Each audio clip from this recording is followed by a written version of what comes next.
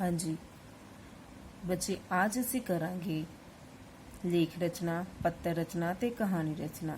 ਬੱਚੇ ਇਹਨਾਂ ਨੂੰ ਤੁਸੀਂ ਆਪਣੀ ਬੁੱਕ ਤੇ ਹੀ ਮਾਰਕ ਕਰਨਾ ਹੈ, ਆਪਣੀ ਨੋਟਬੁੱਕ ਤੇ ਨਾ ਲਿਖਣਾ। ਬੱਚੇ ਰਿਵਾਈਜ਼ ਕਰਨ ਲਈ ਤੁਸੀਂ ਰਫ ਨੋਟਬੁੱਕ ਤੇ ਇਸ ਨੂੰ ਲਿਖ ਸਕਦੇ ਹੋ। ਹਾਂਜੀ, ਸਭ ਤੋਂ ਪਹਿਲਾਂ ਬੱਚੇ ਇਹਦੇ ਵਿੱਚ ਰੂਪਰੇਖਾ ਨਹੀਂ ਕਰਨੀ, ਭੂਮਿਕਾ। ਬੱਚੇ ਭੂਮਿਕਾ ਦੇ ਵਿੱਚ ਤੁਸੀਂ ਕਲਮ ਦਾ ਵਾਰ ਤਲਵਾਰ ਦੇ ਵਾਰ ਤੋਂ ਵੱਧ ਅਧਿਕ ਅਸਰਦਾਇਕ ਹੁੰਦਾ ਹੈ। ਅੱਜ ਦੇ ਮਨੁੱਖੀ ਜੀਵਨ ਵਿੱਚ ਅਖਬਾਰਾਂ ਦਾ ਬਹੁਤ ਮਹੱਤਵ ਹੈ। ਸਵੇਰੇ ਉੱਠਦੇ ਸਾਰ ਹੀ ਚਾਹ ਦੀ ਪਿਆਲੀ ਤੋਂ ਪਹਿਲਾਂ ਅਖਬਾਰ ਦੀ ਮੰਗ ਹੁੰਦੀ ਹੈ। ਅਖਬਾਰ ਰਾਹੀਂ ਦੇਸ਼ ਵਿਦੇਸ਼ ਦੀਆਂ ਖਬਰਾਂ ਪੜ੍ਹ ਕੇ ਕੁਝ ਮਿੰਟ ਵਿੱਚ ਹੀ ਪੂਰੀ ਦੁਨੀਆ ਦੀ ਜਾਣਕਾਰੀ ਮਿਲ ਜਾਂਦੀ ਹੈ। ਬੱਚੇ ਇੱਥੇ ਤੱਕ ਕਰਨਾ ਹੈ। ਅਖਬਾਰਾਂ ਦੀਆਂ ਕਿਸਮਾਂ। ਬੱਚੇ, ਅਖਬਾਰਾਂ ਹਰ ਭਾਸ਼ਾ ਵਿੱਚ ਛਪਦੀਆਂ ਹਨ। ਅੰਗਰੇਜ਼ੀ ਭਾਸ਼ਾ ਵਾਲੇ ਅੰਗਰੇਜ਼ੀ ਅਖਬਾਰ ਦੀ ਚਾਹ ਪੜ੍ਹਦੇ ਹਨ। ਪੰਜਾਬੀ, ਹਿੰਦੀ ਦੇ ਸ਼ੌਕੀਨ ਜਿਹੜੇ ਹਨ, ਸੰਤੁਸ਼ਟ ਆਪਣੇ ਆਪ ਨੂੰ ਸੰਤੁਸ਼ਟ ਕਰਨਾ, ਜਿਹੜੀ ਲੈਂਗੁਏਜ ਬੱਚੇ ਸਾਨੂੰ ਸਮਝ ਲੱਗਦੀ ਹੈ। ਠੀਕ ਹੈ ਬੱਚੇ, ਇਹ ਤੁਸੀਂ ਇੱਥੇ ਤੱਕ ਕਰ ਲੈਣਾ। ਨੈਕਸਟ ਬੱਚੇ, ਅਖਬਾਰਾਂ ਦੇ ਲਾਭ। ਅਖਬਾਰਾਂ ਦੇ ਬਹੁਤ ਲਾਭ ਹਨ। ਇਸ ਤੋਂ ਬਿਨਾਂ ਸਾਡਾ ਜੀਵਨ ਅਧੂਰਾ ਹੈ। ਇਹਨਾਂ ਨੂੰ ਪੜ੍ਹਨ ਨਾਲ ਸਾਡੀ ਆਮ ਜਾਣਕਾਰੀ ਵਿੱਚ ਵਾਧਾ ਹੁੰਦਾ ਹੈ। ਦੇਸ਼ ਦੀ ਰਾਜਨੀਤਿਕ ਗਤੀਵਿਧੀਆਂ, ਵਿਗਿਆਨ ਦੀ ਖੋਜਾਂ, ਖੇਤੀਬਾੜੀ, ਵਿਦਿਅਕ, ਸਮਾਜਿਕ, ਸੱਭਿਆਚਾਰਕ ਪ੍ਰੋਗਰਾਮ, ਸਾਹਿਤ ਰਚਨਾਵਾਂ, ਕਵਿਤਾ, ਕਹਾਣੀਆਂ ਆਦਿ ਬਾਰੇ ਜਾਣਕਾਰੀ ਮਿਲਦੀ ਹੈ। ਠੀਕ ਹੈ ਬੱਚੇ, ਇਹਨੂੰ ਇੰਨਾ ਕਰ ਲੈਣਾ। ਨੈਕਸਟ ਹੈ ਦੇਸ਼ ਵਿਦੇਸ਼ ਸੰਬੰਧੀ ਜਾਣਕਾਰੀ। ਸਵੇਰੇ ਤੜਕੇ ਹੀ ਦੇਸ਼ ਵਿਦੇਸ਼ ਦੀਆਂ ਖਬਰਾਂ ਤੁਹਾਡੇ ਤੱਕ ਪੁੱਜ ਜਾਂਦੀਆਂ ਹਨ ਅਤੇ ਸਾਡੇ ਗਿਆਨ ਵਿੱਚ ਢੇਰ ਸਾਰਾ ਵਾਧਾ ਹੋ ਜਾਂਦਾ ਹੈ। ਕਿਤੇ ਕੋਈ ਹੜਤਾਲ ਹੋਵੇ, ਕੋਈ ਘਟਨਾ ਵਾਪਰੀ ਹੋਵੇ, ਕਿਸੇ ਨੇਤਾ ਦਾ ਸਵਾਗਤ ਕੀਤਾ ਹੋਵੇ, ਵੋਟਾਂ ਪੈਣ ਦੀ ਖਬਰ, ਸਰਕਾਰੀ ਛੁੱਟੀ ਦਾ ਐਲਾਨ, ਬੈਂਕਾਂ ਦੇ ਕਰਜ਼ੇ ਸੰਬੰਧੀ ਜਾਣਕਾਰੀ, ਮੁਲਾਜ਼ਮਾਂ ਦੀ ਤਨਖਾਹ ਵਿੱਚ ਵਾਧੇ ਆਦਿ ਜਾਣਕਾਰੀ ਖਬਰਾਂ ਤੋਂ ਹੀ, ਅਖਬਾਰਾਂ ਤੋਂ ਹੀ ਮਿਲਦੀ ਹੈ।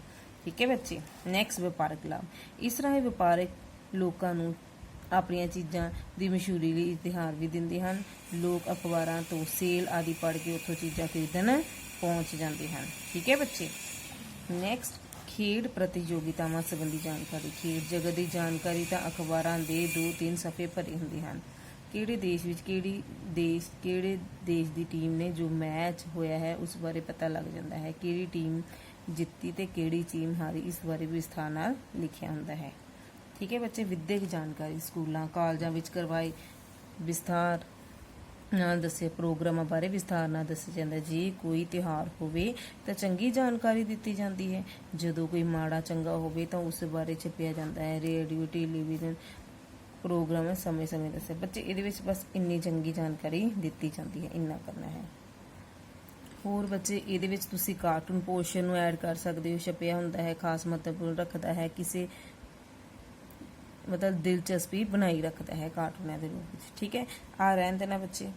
ਅੱਗੇ ਹਾਨੀਆਂ।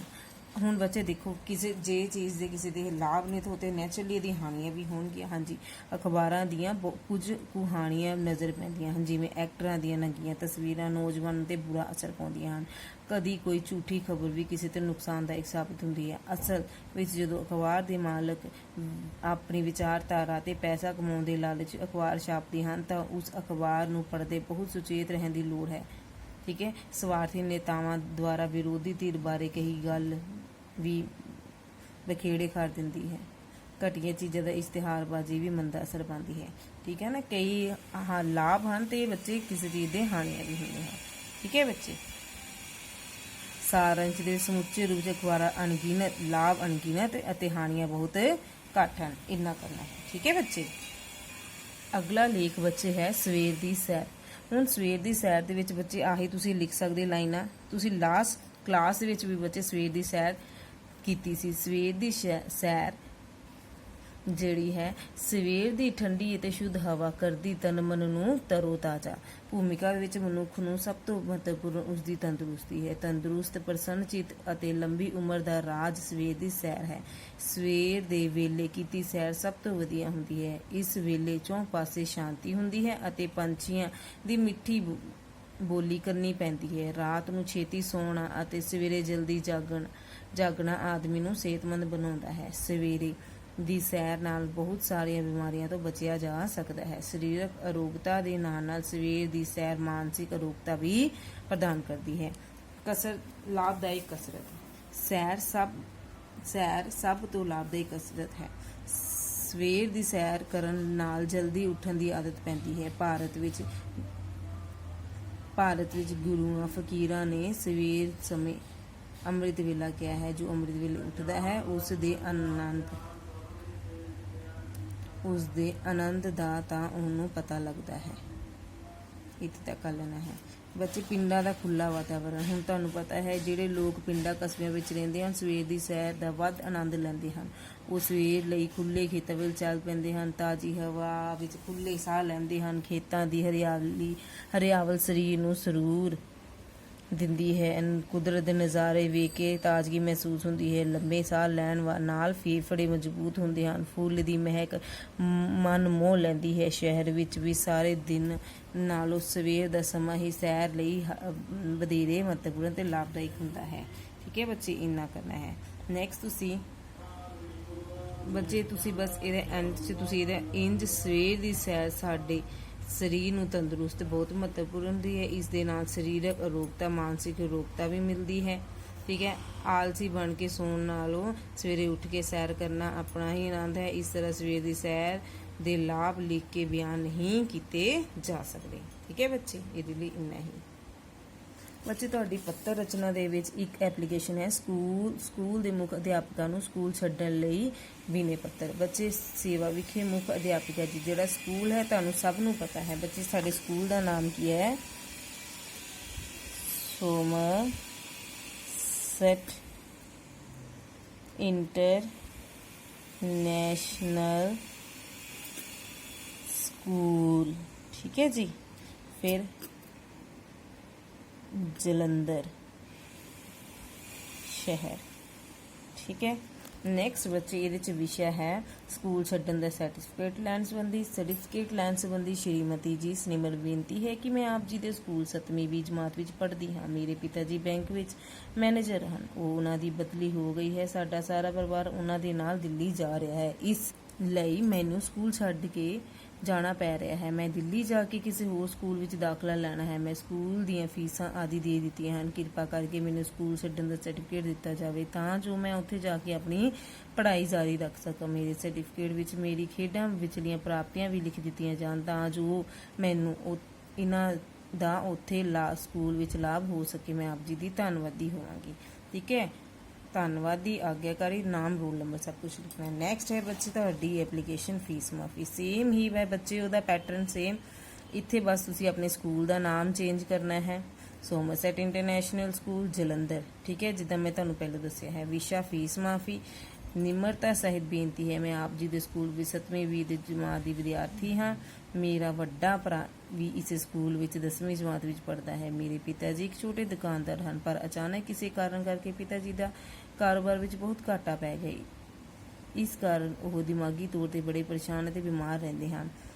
ਹੁਣ ਘਰ ਦਾ ਗੁਜ਼ਾਰਾ ਚੱਲਣਾ ਬੜਾ ਔਖਾ ਹੋ ਗਿਆ। ਉਹ ਸਾਡੀ ਫੀਸ ਦੇਣ ਤੋਂ ਅਸਮਰਥ ਹਨ। ਮੈਨੂੰ ਸਕੂਲੋਂ ਹਟਾ ਲੈਣਾ ਚਾਹੁੰਦੇ ਹਨ। ਮੈਨੂੰ ਪੜ੍ਹਨ ਦਾ ਬਹੁਤ ਸ਼ੌਂਕ ਹੈ। ਮੈਂ ਆਪਣੀ ਜਮਾਤ 'ਚੋਂ ਪਹਿਲੇ ਦਰਜੇ 'ਤੇ ਆਉਂਦੀ ਹਾਂ। ਹਰ ਵਾਰੀ ਮੋਨੀਟਰ ਬਣਦੀ ਹਾਂ।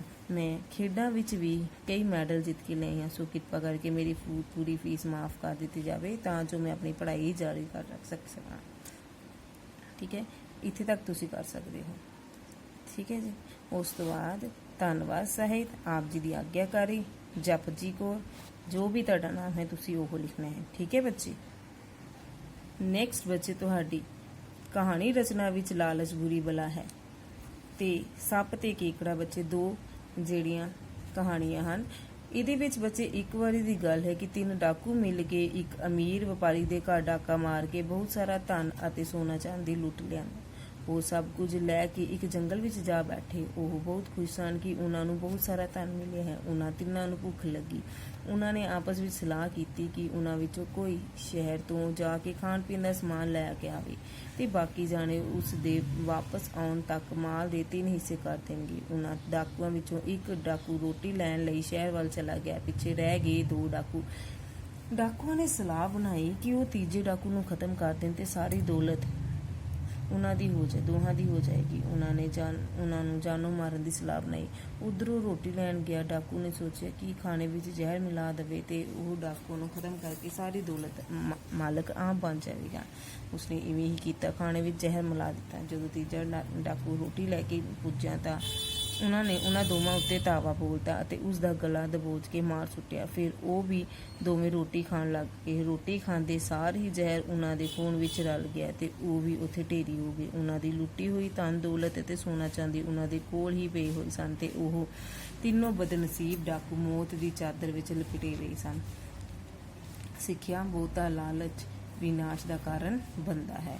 ਨੈਕਸਟ ਬੱਚੇ ਹੈ ਤੁਹਾਡੀ ਇੱਕ ਹੋਰ ਕਹਾਣੀ ਬੱਚੇ, ਸੱਪ ਤੇ ਕੀਕੜਾ। ਇੱਕ ਵਾਰੀ ਦੀ ਗੱਲ ਹੈ ਕਿ ਕਿਸੇ ਪਿੰਡ ਵਿੱਚ ਇੱਕ ਪੰਡਤ ਰਹਿੰਦਾ ਸੀ। ਲੋਕ ਉਸ ਨੂੰ ਵਿਆਹ ਸ਼ਾਦੀਆਂ ਤੇ ਹੋਰ ਧਾਰਮਿਕ ਮੌਕਿਆਂ ਉੱਤੇ ਆਪਣੇ ਘਰ ਸੱਦਦੇ। ਇਸ ਤਰ੍ਹਾਂ ਉਸ ਪੰਡਤ ਦਾ ਗੁਜ਼ਾਰਾ ਹੋ ਰਿਹਾ ਸੀ। ਇੱਕ ਵਾਰੀ ਉਸ ਨੂੰ ਕਿਸੇ ਦੇ ਘਰੋਂ ਇੱਕ ਧਾਰਮਿਕ ਮੌਕੇ ਉੱਤੇ ਮੰਤਰ ਪੜ੍ਹਨ ਲਈ ਸੱਦਾ ਆਇਆ। ਪੰਡਿਤ ਨਿਰਧਾਰਿਤ ਸਮੇਂ ਤੇ ਘਰੋਂ ਚੱਲ ਪਿਆ। ਉਸ ਦੀ ਮਾਂ ਨੇ ਉਸ ਨੂੰ ਰੋਟੀ ਬੰਨ੍ਹ ਦਿੱਤੀ ਅਤੇ ਨਾਲ ਹੀ ਉਸ ਦੀ ਪੋਟਲੀ 'ਚ ਇੱਕ ਕੀਕੜਾ ਵੀ ਪਾ ਦਿੱਤਾ। ਇਹ ਕੀਕੜਾ ਉਸ ਪੰਡਤ ਦੀ ਮਾਂ ਨੇ ਆਪਣੇ ਹੱਥੀਂ ਪਾਇਆ। ਪੰਡਿਤ ਨੇ ਕਿਹਾ ਕਿ ਇਹ ਕੀਕੜਾ ਉਸ ਦੀ ਪੋਟਲੀ 'ਚ ਕਿਉਂ ਪਾਇਆ ਹੈ। ਤਦ ਮਾਂ ਨੇ ਸਮਝਾਇਆ ਕਿ ਔਖੇ ਵੇਲੇ ਇਹ ਤੇਰੇ ਕੰਮ ਆਵੇਗਾ। ਇਹ ਕੀਕੜਾ ਮੇਰੇ ਕੀ ਕੰਮ ਆਵੇਗਾ? ਪੰਡਿਤ ਸੋਚਣ ਲੱਗਾ। ਉਸਨੇ ਕੀਕੜਾ ਪੋਟਲੀ 'ਚੋਂ ਬਾਹਰ ਕੱਢ ਕੇ ਰੱਖ ਦਿੱਤਾ, ਪਰ ਉਸ ਦੀ ਮਾਂ ਨੇ ਛੁਪਾ ਕੇ ਕੀਕੜੇ ਨੂੰ ਫਿਰ ਪੋਟਲੀ ਵਿੱਚ ਬੰਨ੍ਹ ਦਿੱਤਾ। ਪੰਡਿਤ ਘਰੋਂ ਚੱਲ ਪਿਆ। ਨਦੀ ਪਾਰ ਕਰਕੇ ਉਹ ਜੰਗਲ 'ਚੋਂ ਗੁਜ਼ਰ ਰਿਹਾ ਸੀ ਕਿ ਉਸਨੂੰ ਥਕਾਵਟ ਮਹਿਸੂਸ ਹੋਈ। ਉਸਨੇ ਇੱਕ ਰੁੱਖ ਥੱਲੇ ਬੈਠ ਕੇ ਰੋਟੀ ਖਾਧੀ ਅਤੇ ਉਸਨੂੰ ਨੀਂਦ ਆ ਗਈ। ਐਨੇ ਨੂੰ ਰੁੱਖ ਦੀ ਜੜ੍ਹ 'ਚੋਂ ਇੱਕ ਸੱਪ ਨਿਕਲਿਆ ਅਤੇ ਪੰਡਿਤ ਨੂੰ ਡੰਗਣ ਲੱਗਾ ਕਿ ਕੀਕੜੇ ਨੇ ਉਸ ਸੱਪ ਨੂੰ ਆਪਣੇ ਮੂੰਹ ਨਾਲ ਫੜ ਲਿਆ। ਤਦ ਤੱਕ ਨਹੀਂ ਛੱਡਿਆ ਜਦੋਂ ਤੱਕ ਉਹ ਸੱਪ ਮਰ ਨਹੀਂ ਗਿਆ। ਕੁਝ ਦੇਰ ਪੰਡਿਤ ਨੇ ਅੱਖ ਖੋਲ੍ਹੀ ਤਾਂ ਉਸਨੇ ਆਪਣੇ ਕੋਲ ਮਰੇ ਹੋਏ ਸੱਪ ਨੂੰ ਵੇਖਿਆ। ਉਸ ਕੋਲ ਇਹ ਕੀਕੜਾ ਵੀ ਮਰਿਆ ਪਿਆ ਸੀ। ਉਸਨੂੰ ਗੱਲ ਸਮਝ ਆ ਗਈ। ਮਾਂ ਨੇ ਕੀਕੜਾ ਪੋਟਲੀ ਵਿੱਚ ਪਾ ਕੇ ਦਿੱਤਾ ਹੋਵੇਗਾ ਅਤੇ ਇਸ ਕੀਕੜੇ ਨੇ ਹੁਣ ਸੱਪ ਕੋਲੋਂ ਮੇਰੀ ਜਾਨ ਬਚਾਈ। ਉਸਦੇ ਮਨ ਵਿੱਚ ਵਿਚਾਰ ਆਇਆ, ਮੈਂ ਇਹ ਕੀਕੜਾ ਪੋਟਲੀ ਵਿੱਚੋਂ ਕੱਢ ਦਿੱਤਾ ਸੀ। ਜੇ ਮਾਂ ਨੇ ਇਹ ਕੀਕੜਾ ਦੁਬਾਰਾ ਪੋਟਲੀ ਵਿੱਚ ਨਾ ਪਾਇਆ ਹੁੰਦਾ ਤਾਂ ਮੇਰੀ ਮੌਤ ਨਿਸ਼ਚਿਤ ਸੀ। ਹੁਣ ਉਸ ਨੇ ਪ੍ਰਣ ਕੀਤਾ ਕਿ ਅੱਜ ਤੋਂ ਬਾਅਦ ਉਹ ਵੱਡਿਆਂ ਦਾ ਕਿਹਾ ਕਦੀ ਨਹੀਂ ਟਾਲੇਗਾ। ਸਾਨੂੰ ਵੱਡਿਆਂ ਦੀ ਗੱਲ ਹਮੇਸ਼ਾ ਸਿਰ ਮੱਥੇ ਲੈਣੀ ਚਾਹੀਦੀ ਹੈ। ਠੀਕ ਹੈ ਬੱਚੇ, ਇਹ ਨੇ ਬੱਚੇ ਤੁਹਾਡੀ ਲੇਖ ਰਚਨਾ, ਪੱਤਰ ਰਚਨਾ ਅਤੇ ਕਹਾਣੀ ਰਚਨਾ ਜੋ ਤੁਹਾਡੇ ਐਗਜ਼ਾਮਸ ਦੇ ਵਿੱਚ ਆਣੀ ਹੈ। ਠੀਕ ਹੈ ਬੱਚੇ, thank you, have a nice day.